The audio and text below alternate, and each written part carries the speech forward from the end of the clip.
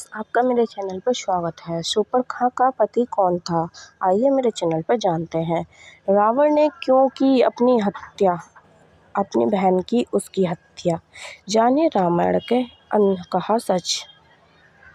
शूर्पणखा का जीवन केवल एक नकारात्मक पात्र की कथा नहीं है, बल्कि उसमें प्रेम, शौक, अपमान और प्रतिशोध की गहरी परतें छिपी हैं।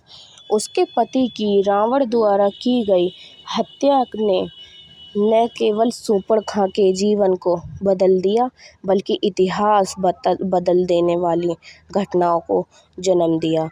रावण रामायण की प्रसिद्ध और विवादित पात्रों में से एक शूर्पणखा को आमतौर पर उसके श्री राम और लक्ष्मण से जुड़े प्रसंग के कारण जाना जाता है, लेकिन बहुत कम लोग जानते हैं कि शूर्पणखा विवाहित थी और उसके पति की हत्या स्वयं उसके भाई रावण ने की थी। यह घटना रामायण की कथा में एक अहम मोड़ मानी जाती है। शूर्पणखा राक्षसराज रावण की बहन थी। उसके नाम का अर्थ है शूप जैसे नाखून वाली। वाल्मीकि रामायण में उसे कामुक, उग्र और स्वेच्छाचारी स्वभाव की स्त्री के रूप में वर्णित किया गया है।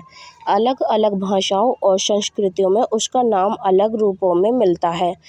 तमिल में शूपनागे, मालय भाषा में शूर्पणखी, इंडोनेशिया में सर्पकाने, खमेर में शूर्पणखा और थाई में शूर्पणखा।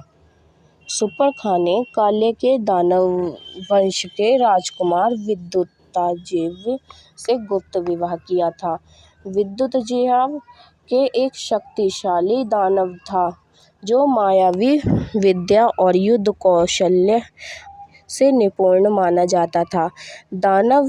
दानव कुल और राक्षस रावण का कुल एक दूसरे के शत्रु थे।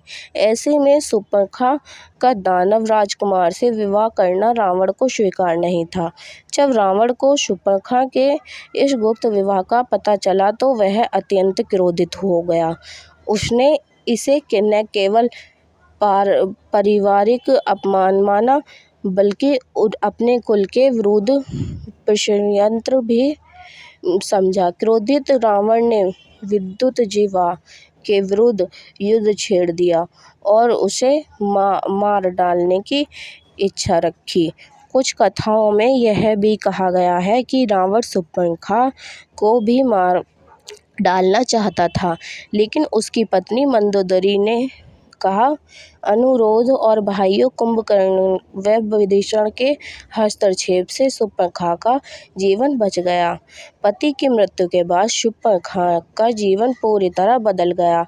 पति की हत्या के बाद शूर्पणखा गहरे शोक में और अपमान से भरी गई। मंदोदरी ने उसे नया जीवन शुरू करने की सलाह दी। रावण के आदेश पर वह लंका और दक्षिण भारत के जंगलों के बीच विचरण करने लगी और अपने असुर संबंधियों खर और दूषण के साथ रहने लगी। वाल्मीकि रामायण के अनुसार इसी भटकन के दौरान दंडकारण्य वन में पंचवटी नामक स्थान पर शूर्पणखा की भेंट श्री राम और लक्ष्मण से हुई।